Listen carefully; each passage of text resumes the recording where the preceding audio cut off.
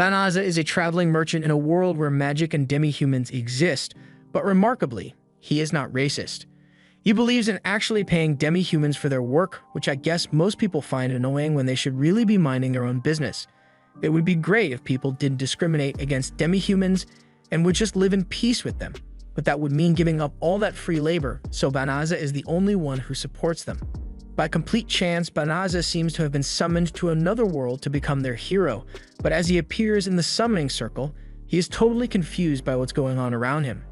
He is informed that he was summoned by the kingdom of Clyro to help them in the battle against the Dark Army since he is a hero candidate, but Banaza corrects them by saying he is not worthy of the title of hero. He thinks there may have been some kind of mistake, but the people around him ignore everything he says and call for a magic orb to be brought up onto the circle by one of the maids. They tell Banaza that the orb will analyze his abilities, and when a hero candidate is summoned, in exchange for having their level reset to 1, the hero candidate is usually given a divine revelation.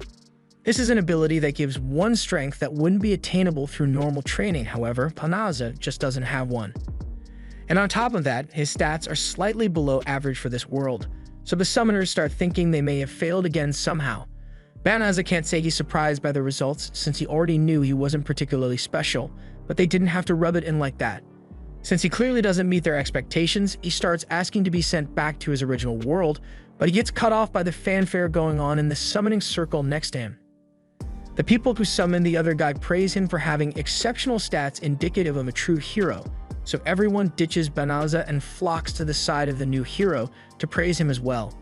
The other guy takes a look at the stats on Banaza's screen, and once he gets a frame of reference for how good his stats truly are, and he immediately lets it go to his head that he is the chosen one. A party is thrown where the king officially appoints the blonde guy as the hero of the kingdom, and while the celebration is going on, Banaza is left on his own. He has never heard of any kingdom called Clyro before, so he wonders if he is really in another world after all.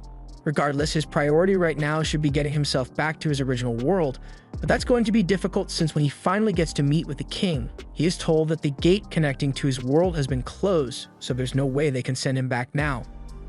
But not to worry, because they plan to compensate him by kicking him over to a plot of land that they don't use so they never have to see him again.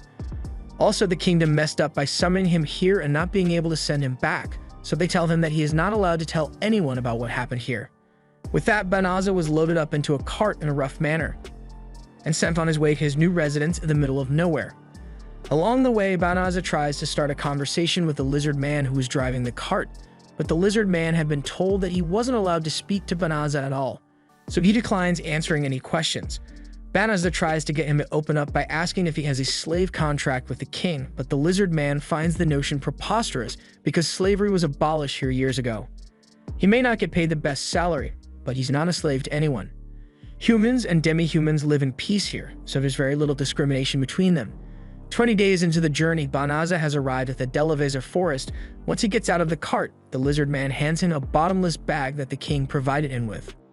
It should have enough food and money for him to last a while out here, but before he leaves, the lizard man turns back to him and warns that the demon lord's army is known to be active around this area, so in his personal opinion, Banaza should get out of here as soon as possible if he wants to live. As the lizard man leaves, Banaza is grateful for the warning. Even if he told him to run away, where exactly could he go when he doesn't know anything about this world? He takes a look at the bottomless bag he had received, and thankfully, it works the same way as the ones back in his old world, so he's able to use it. He looks through the items available and pulls out a sword so he can defend himself if he needs to, but although the sword looks impressive, it's still just a piece of junk. Banaza then notices a few slimes approaching, but since in his world, slimes were passive mobs, he didn't think these ones would be any different. He was wrong. The slimes attack him and he is forced to slash through all 3 of them to save himself. However, the cheap sword is already broken from just 3 strikes. Banaza is now unarmed. He gets a notification telling him that his level has increased from 1 to 2, and when he checks his stats, they all change to this weird sideways 8 symbol. But it's not like he could have gotten infinite stats from just killing 3 slimes. He is also shown that he can now access the voice guidance system, so he initializes it and is shown all the spells that he now has access to. But it's a little too much information for him all at once. The system also warns him that the bottomless bag he was given has a monster-attracting spell on it, which is probably why slimes decided to attack him against their normal behavior. That, coupled with the fact that he was only given the cheap sword to defend himself, means the king is trying to get him to die out here. The system tells Banished that he is able to remove the spells on the bag if he wants, so he does so, and the bag is once again safe to carry around. Now that one problem is solved, he still needs to find a safe place so he can protect himself, but as he was about to enter the forest, the system warned him that the forest is contaminated with dense militium. It's a substance that is produced and dispersed by demons, and it is said to be very harmful to humans if they come into contact with it, so it would be a bad idea to go in there as it is now. The system asks him if he wants to purify the whole forest, and it's actually possible for him to do it, but it will cost him 1/3 of his available magic. Since he is being forced to live here by the kingdom, Banished thinks he might as well make this place as livable as possible, especially since he has no other use for his magic anyway, so he accepts the terms and a blinding white light is emitted as the whole forest is purified. Banished doesn't realize the scale of the purification he just did, or what that blinding light was, but he then gets a notification telling him that his level has risen, followed by many more of the same notifications. Meanwhile, over in the castle, the princess is pleading with the king to reconsider his decision regarding Banished since it is their fault that he couldn't return to his world in the first place. So it's not right to send him to that forest knowing it is an almost guaranteed death sentence. The king doesn't see anything wrong with his actions since he views Banished as an unworthy piece of trash that was too weak to become their hero. But the discussion is soon interrupted by a messenger, who has come to inform the king that the highest level holy magic of purification has just been used within the kingdom. The king immediately believes it to be the work of the blonde hero since he had set out towards the south to take on the demon lord, but the messenger reports that it couldn't have been him since the purification magic didn't come from the south, but rather the northern LVL forest. Back to Banished, the level up notifications have finally stopped and he is now level 367. But he doesn't know how he got to this point when, to the best of his knowledge, he hasn't killed any monsters yet. He assumes he might just gain experience from the act of using magic, so he turns off his level up notifications because it would be annoying to have to listen to that many notifications over and over. He also checks on his magic levels, and all the magic he had expended for the purification has already replenished, giving him the false impression that his magic levels are really low since they regenerated so quickly. Moving on, he still has to figure out something for his living situation, but he was banned from living in any town, so he doesn't know what to do. The system suggests that he uses some shape-shifting magic to disguise himself so no one can recognize him. Banished thinks that's a great idea, so the system asks what gender he would like to disguise himself as, so Banished let his intrusive thoughts take over for a bit and chooses to become a girl, and he's kinda hot. However, after fawning over his body, he starts taking things seriously and transforms into something he can be comfortable with. With his new body, he can now hide in plain sight since no one will recognize him as Banished, so the system suggests that he use teleportation magic to return to the royal capital. He activates the teleportation magic and is moved to the capital, but since it worked well enough to get him here, he attempts to use it to send him back to his original world, but he has no such luck this time. Since he's going to be stuck here for a while, he's going to need to find a way to make money. And since this world seems fairly similar to his former world, he wonders if there's a guild he can register at. He later arrives at the Adventurers Guild and he registers under the name Fleo to keep his real identity secret. After registering, he goes over to the notice board to check out what quests are available since he needs to make some money, but he doubts that he'll be able to get anything good since he is just a new adventurer. Just then, he notices a girl who is looking for an escort to take her to the LVL forest, but with the rumors that the Demon Lord's army is stationed there, no sane adventurer is willing to go there for any amount of money. They tell the girl to just wait until an attack unit is sent up there to clear out the forest so it will be safe again, but the girl remains determined to go there now because her family is in danger, so the adventurers stop interacting with her and push past. Fleo approaches the girl and tells her that he is willing to take her there. And it shouldn't take long at all since he can just teleport straight there. Upon hearing Fleo say he can use teleportation magic, everyone in the guild begins talking about him since teleportation magic is something that only the very best sorcerers can use.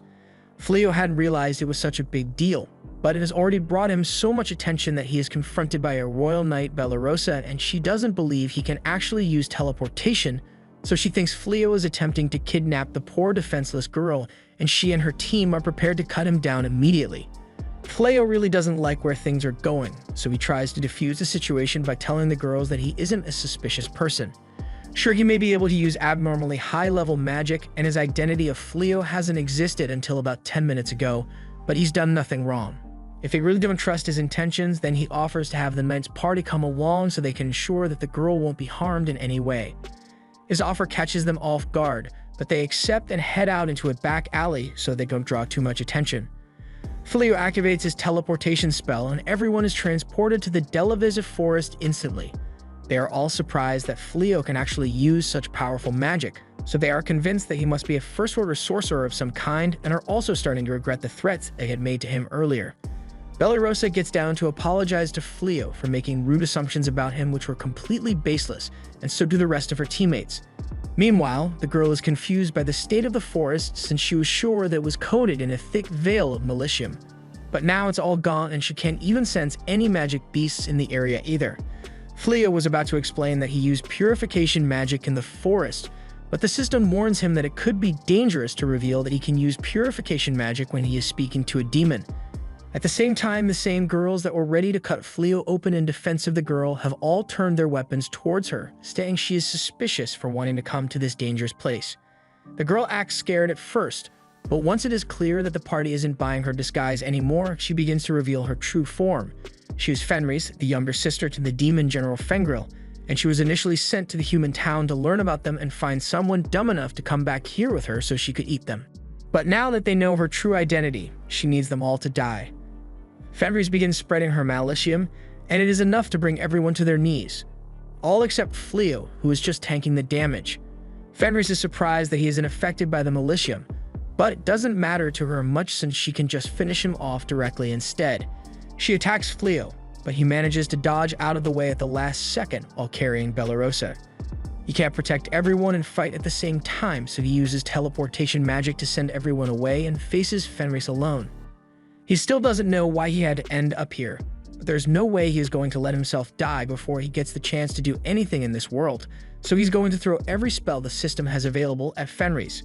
As Fenris attacks him, Fleo activates a skill that allows him to leap really high into the air, and he surprises even himself with how much force he was able to generate just now. Fenris attempts to attack him again, so he selects another spell and creates a rock wall for defense. He continues to just spam spells at her until he casts a gravitation spell that pins Fenris to the ground. He knows he's got to do something to take advantage of the opportunity he's got right now, but he doesn't know how to permanently deal with a demon like her. So the system offers a helpless suggestion and asks if he has considered a little something called slavery. Fleo is an advocate for free will and all, so enslavement is the last thing he would ever want to force on someone else, thus he refuses to use the subjugation spell. Fenris attempts to use her magic to get herself out of the gravity spell, but the system negates it and once again suggests that Fleo gives slavery a try.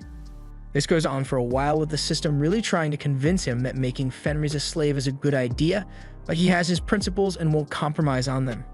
While Fleo was arguing with the system, Fenris had gone through every spell she knows and they were all negated, so she has run out of magic and surrenders herself to Fleo. Without the strength to fight back, she's as good as dead already, so she asks him to end her life quickly. Fleo smiles and tells her that he never wanted to kill her in the first place, nor did he want to fight to begin with, so he undoes the gravity magic and lets Fenris go. She can't believe a human would willingly let a demon live, but Fleo doesn't really care whether he is dealing with a demon or a human. He just doesn't think it's right to kill an opponent who already surrendered. Fenris understands his point of view, but she still thinks he is being very naive. She undoes her beast transformation and returns to her normal human form, but she's naked, so Fleo finds it hard to look at her. He takes off his coat and covers her body before giving her the proposition that if she is willing to not kill humans anymore, then Fleo will look the other way and let her go free. Just not naked. He turns around to see if he has some clothes in his bottomless bag for her to wear, but he then hears a loud thud and finds that Fenris has collapsed. However, the system informs him that it is simply due to her magic being depleted, so there's no reason for him to worry. He sets up camp for the night and spends some time looking through the menu so he can keep track of all the magic he has available to use. But after taking a look at this list, he has no idea why he has access to all this strong magic when he just got here. At the same time, Fenris finally regains consciousness, so she takes a peek outside and sees Fleo sitting in front of the tent. She thinks back to how Fleo completely dominated her without even trying, and she has a strong resistance to magic as well, so he simply overwhelmed her. She always thought humans were a weak race, but now she doesn't know what to think.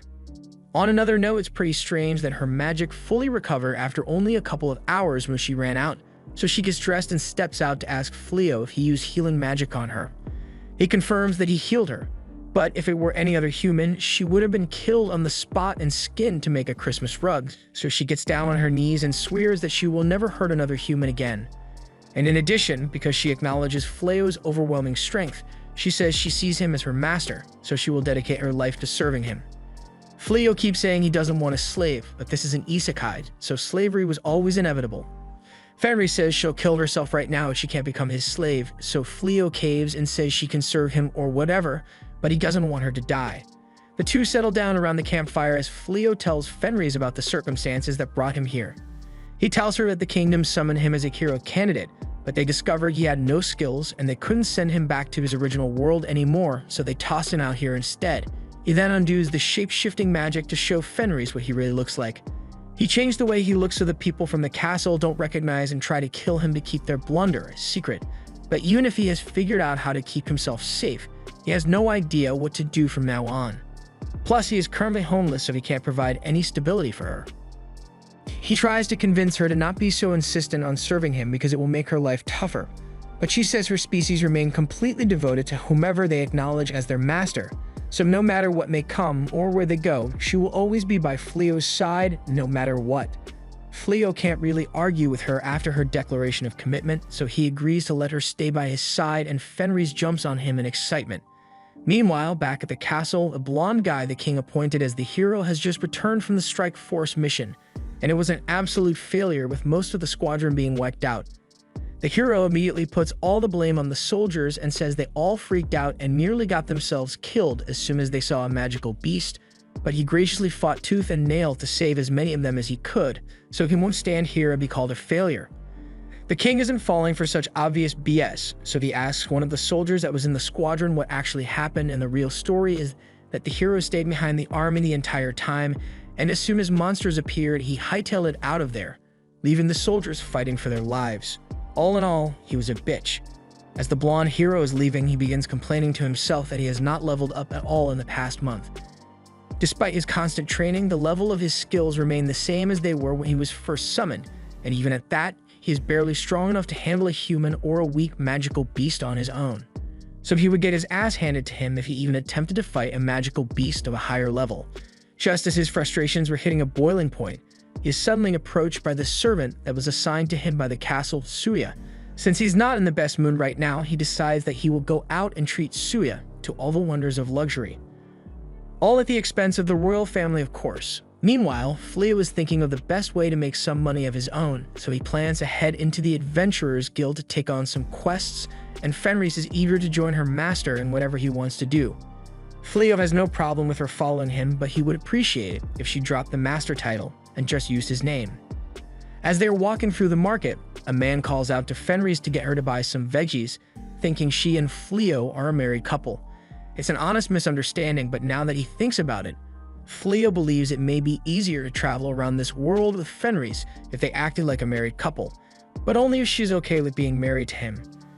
Fenris is absolutely elated at the idea of marrying Fleo because her species hold no greater honor than being able to say that their husband is stronger than everyone else. Fleo feels the need to clarify that they will just be pretending to be married to one another, but Fenris doesn't care about the little details as long as she gets to call them her darling. After getting to the Adventurers Guild, Fleo has a guild ID issued to Fenris as well, and she's a little embarrassed because having this means she and Fleo will have a matching accessory. And in her culture, there is something similar which is done as part of a mating ritual. The guild receptionist pretends she didn't hear that whole conversation and just asks Fenris what name she would like to register under, so Fenris merely gives her full name and demon army title, but Fleo stops her in time and just puts down Ray's for her name.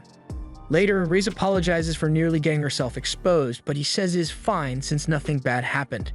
Just then, a bell is heard ringing as the receptionist announces that there is an urgent quest they need handled. A huge group of psycho bears have been sighted near the city, and they are heading here right now. Those are the same bears that the blonde hero ran away from, so the adventurers are all scared to tackle this one. To incentivize them to accept, the guild is prepared to offer 10 times the usual reward for the psycho bears, making this a really good way to make some money, especially since there are no rank requirements, but Fleo is still hesitant to accept. Fenris doesn't get why he is so scared since she is sure he could take out the bears in no time, but he still doesn't know just how strong he is, so hearing that the hero lost to these bears has him spooked. To prove to him that he is actually really powerful, Fenris decides that she will go out and fight the bears herself, and if she wins, then it will be proof that Fleo is superior to the hero since he is already confirmed to be stronger than her. They both teleport to the last location where the psycho bears were spotted, and they find a house nearby which the guild told them they can use as a base while they hunt. Fenris is glad Fleo decided to come with her, but she lets him know that she can handle a couple of psycho bears by herself. Even if she is confident in her abilities, Fleo can't bring himself to just let her do it on her own, and besides, there was a spell he wanted to test out, so he might as well do it here. Just then, they hear screams coming from over the cliff, so they rush over to see if someone is in trouble. They find a group of psycho bears attacking that adventuring party that Fleo teleported away while he fought Fenris. Fenris still doesn't like them, so she suggests they just pretend like they didn't see anything and come back for the bears later. But the girls are about to be killed, so Fleo jumps in and uses his lightning magic to take out a bunch of the bears, and since Fleo got himself involved, Fenris jumps down to take out the last bear by stomping it into the ground. However, she still complains that Fleo is being too nice. As Fleo jumps down as well, the knights recognize him and give their thanks for him once again coming to their rescue. Fleo introduces Riz to them as his travel companion, which upsets Riz because he didn't introduce her as his wife. A moment later, a giant psycho bear sneaks up behind Riz and tries to attack her. But since she's in a bad mood right now, she simply stares at it, and the bear realizes that it does not want to fight anymore. It falls backwards and lays there, leaving everyone confused. But they soon come to learn that the bear just gave up and surrendered to them. It's good that the bear is smart enough to know that it is outmatched, but they can't exactly just let it go either because it'll just attack someone else eventually. Thus, they come up with the idea to keep this psycho bear as a pet so it doesn't attack people anymore. Fleo takes a look at the system and finds something called restriction magic that will keep it from going wild, but even though the bear is tame now, it will still cause a panic if they just walk around with it like this, so he uses shape-shifting magic to make it look like a bunny. The knights can't believe they just witnessed someone tame a bear and then transform it into a bunny, but absurdity aside, Fleo and Riz are definitely powerful, so Belorosa has a request to ask of them. She wishes for Fleo to train them to be able to defeat monsters on the level of psycho bears. After the hero came back from his defeat, he blamed the knights for being too incompetent and threw a tantrum, locking himself in his room until they become strong enough to fight so he doesn't have to. Now, it's a completely unreasonable demand, but the king had no choice but to accept, so he ordered the knights to go train themselves. So far, it has been going about as bad as you would expect considering they nearly got killed back there, so they would appreciate it if he trained them. Fleo doesn't know how to respond since he doesn't really understand how his magic works in the first place. He really doesn't want to have to go through the effort of training them, so he tries to use Riz's bad mood as a reason to back out. He tells the knights that she's actually his wife, and he really just wants to spend time with her, so he can't help. But once Riz hears him call her his wife, she becomes so happy that she agrees to have Fleo train the knights. Since there's no backing out, Fleo warns them that he isn't confident in his teaching skills, but he'll try his best to help them regardless. Meanwhile, over in the Demon Kingdom, the Dark One receives a report that there is an individual who possesses magic strong enough to instantly purify the entire Delivisive forest, so the Dark One orders that he be captured at any cost. The next morning, Fleo wakes up to find Riz just staring at him while he sleeps, and when asked why she is doing so, she answered that they are a married couple now, so it is perfectly normal for her to stare at him while he sleeps. We get a flashback to the previous night when Riz was fully prepared to be taken to Pound Town as Fleo's wife, but Fleo still hasn't come to accept this whole arrangement as reality, so he refuses to spend the night with her. Riz is a little hurt by his rejection, but Fleo assures her that it's not that he doesn't like her, but there are a lot of steps to be taken before baby making is on the table, so for now he plans to just sleep out in the hallway so that Riz can have the room to herself. But she counters by saying Belorosa and the others would start to suspect something was off about their marriage if Fleo refused to sleep in the same room as Riz. Therefore, Fleo concedes and now has to stay with her while they are here, but even if mating is off the table, Riz still wants to do wide things for Fleo, so she offers to help him get dressed for the day. Fleo doesn't need her help, but since it's a harmless gesture, he doesn't resist as she takes off his shirt. But at that moment, Banished enters the room, and considering the situation, she feels like she is seeing something she shouldn't, immediately leaves. Later that day, they begin the training they agreed to do, but as Banished is faced with a giant boar, she runs away as soon as it charges at her. The warrior tries to take over as the damage dealer, but she takes one swing, and she's immediately out of moves because that's all she knows how to do. Before she can get gored, Riz tells Banished to stop being useless and use her magic to help, so she deploys a defensive spell which is able to block the boar's strike. Fleo then tells Banished to shoot at the boar, but when she does, this is all the damage the arrow manages to do. It is safe to say that this team is absolutely dog water when it comes to a fight, so Fleo's got a lot of work ahead of him if he plans to train them until they're decent. Since they are going to be here for a while, Fleo offers the girls a room in the house since he now owns it as part of his reward from the Psycho Bear quest. He couldn't exactly let them sleep on the floor forever after all, and they are truly grateful for his consideration. Just then, Riz comes in and tells everyone that she is done preparing lunch so they should come and eat. However, Riz has never been in a kitchen before, so the concept of cooking food is lost on her. Fleo doesn't want to get food poisoning, so he suggests that they cook the meat, but he won't let Riz do it because she's guaranteed to burn it to ash if she tried. Banished offers to help him prepare the food as well, so after some time, a full meal is finally ready.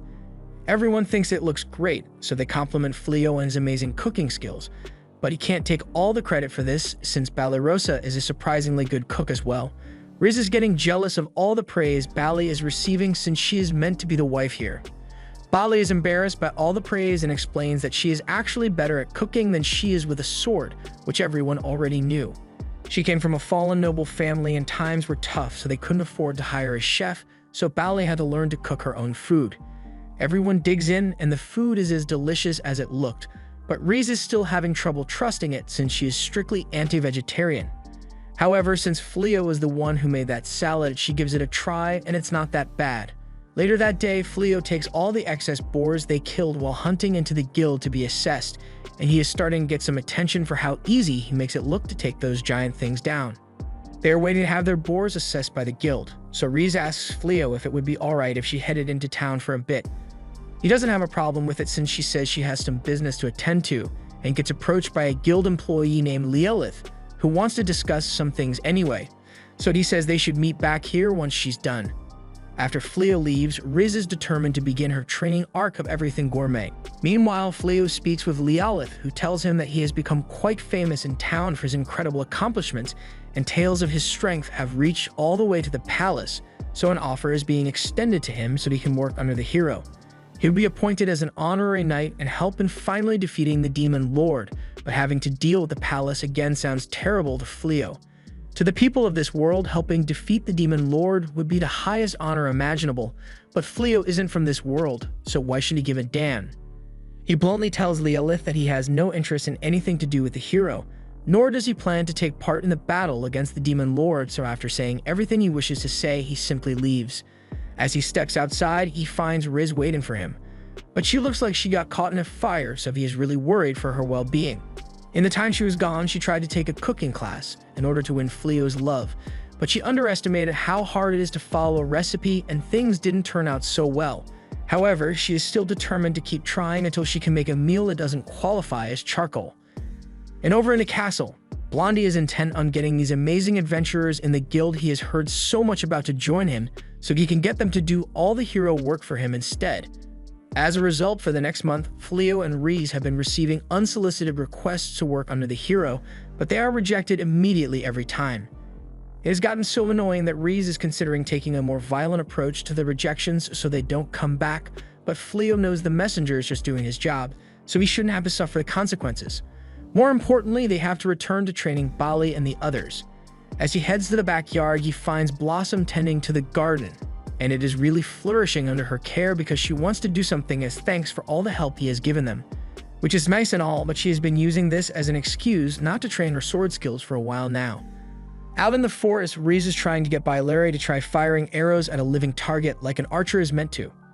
But Bailari is too chicken to fire any arrows at the actual chickens because she thinks they are so cute, so Riz tries to persuade her with a counter-argument. They could eat fried chicken if she shoots it. Bailari still refuses to do it, so her training has hit a dead end. Meanwhile, Bolano is on the brink of passing out due to mana exhaustion.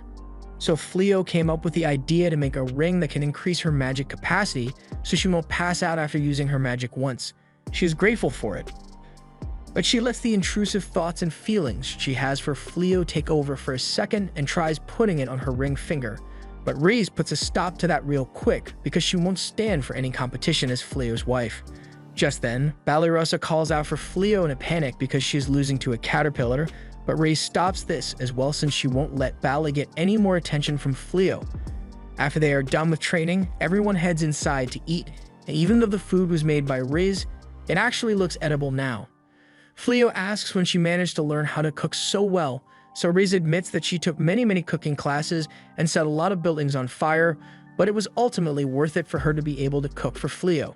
Meanwhile, out in the woods behind the house, a demon girl is spying on them and she is certain that Riz is definitely the same feared and powerful demon that she knew, but she's fawning over a human so something doesn't add up for her. Fortunately, she'll have the chance to ask about it directly since Riz has found out Euliminez was spying on her. Euliminez is brought inside where Fleo pours her a cup of tea, but Riz isn't interested in entertaining their unannounced guest. So she immediately asks what Euliminez is doing here since she certainly didn't come here to play as a confederate of the Dark One. She explains that she was sent to investigate this area, but then she saw Riz here, so she wanted to figure out what she was doing. Riz in turn explains that she is living there with her husband now, and Euliminez is shocked to hear that Riz has already gotten married, but she doesn't intend to do anything to ruin it for her though. Euliminez takes another sip of tea. She can't believe Riz actually changed so much in the time she's been gone. And another thing she finds strange is Fleo. He seems way too calm considering he's sitting with a demon confederate of the Dark One, and Euliminez is unable to analyze his stats with her skill at all. Even the Dark One can't hide his stats from her, so Fleo must be a force to be reckoned with. She changes the subject and talks about how things around here have been changing for a while now, like how the Delavisa forest suddenly became devoid of all magical beasts overnight. Hearing this, Fleo finally recalls the purification spell he used in the beginning, and since all of his other spells seem to be crazy powerful, his purification must have succeeded in purifying the entire forest. Euliminez takes a moment to process what he just said, because if he really did purify the forest, then that means he is the one who killed Fengril and his entire army. In other words, he killed Fenrir's brother, and Euliminez can't believe Fenris would choose to marry him even when she knows he is the reason her brother died. Reese tells Euliminez to shut up for a second since all the accusations on Fleo are getting annoying, but when Fleo asks if she was aware that he killed him, Rice confirms as much. There aren't that many people in the kingdom who are capable of using purification magic on such a large scale, so it was kind of obvious that only Fleo could have done it, but in the end, Fengril was a proud warrior, so he wouldn't want his death to be pitied, even if it was caused by a ridiculous powerhouse like Fleo. And besides, if he didn't want to die, then he shouldn't have let himself get killed. Reese fell in love with him for his strength, so regardless of who he has killed, her feelings about him won't change one bit. Just then, they realize that their entire conversation was overheard by the knights, so they now know that Reese is the same demon Fenris that nearly killed him in the beginning. So they are all even more scared of her, especially Bylary. Seeing that Fleo is a major threat to the Dark Army, Euliminez asks if she can have a match with him so she can see how strong the man Fenris Mary truly is. She believes she can take both of them down at once this way, but Reese isn't going to let it happen because she thinks Euliminez is trying to steal her man. Fleo eventually agrees to the match, and the rules are set so that magic is allowed and it will go on until someone surrenders. Euliminez thinks she has this in the bag as she leaps into the air and casts one spell to distract Fleo, while another one comes from below. However, Fleo dispels both in an instant and counters with his own spell, which ties Euliminez up in the air. She is unable to move or defend herself, so she surrenders. The next day, Fleo has a much-needed talk with the knights and apologizes for not telling them who Reese actually is because he thought it would cause trouble. He understands if they wish to report him to the castle, but Fenris tells them that she has completely devoted herself to Fleo, so she isn't a part of the Dark Army any longer. Bally agrees that they would normally have to report this to the castle, but given the fact that Reese isn't a threat anymore and has been helping them for the last month, they may just forget to mention this to the king. Reese is glad to hear this, but then her attention is drawn outside as Euliminez has returned and she's being a sore loser, so she brought a whole dragon army to defeat Fleo. However, instead of fear, Fleo is more so amazed because this is his first time seeing dragons in person. Euliminez orders the dragons to fire at him, so Fleo counters by striking them all down with his magic. In an instant, the strongest dragon army of the Dark One has been reduced to a pile of bodies, and the ones that manage to survive mope the hell out of there since they aren't getting paid enough for this. Blossom tells him he is amazing for being able to handle that many dragons at once, and if she knew it was going to be that easy, she would have thrown her hoe at one of the dragons so she could get the Dragon Slayer title, but Fleo doesn't see a reason why she can't still try. He tells her to throw her hoe at one of the dragons, and as she does so, he buffs the attack, making it powerful enough to pierce through a dragon's neck. She manages to get the title, so the others all rush to Fleo to ask for his help as well, but all the dragons have already left, so they are out of luck. Meanwhile, Lord Gull of the Dark Army has been watching everything and is shocked that Fleo possesses so much power despite not being the hero, so he decides to go and challenge him personally to end this. This was the end of episode 3. Thanks for watching. Subscribe to not miss the next part.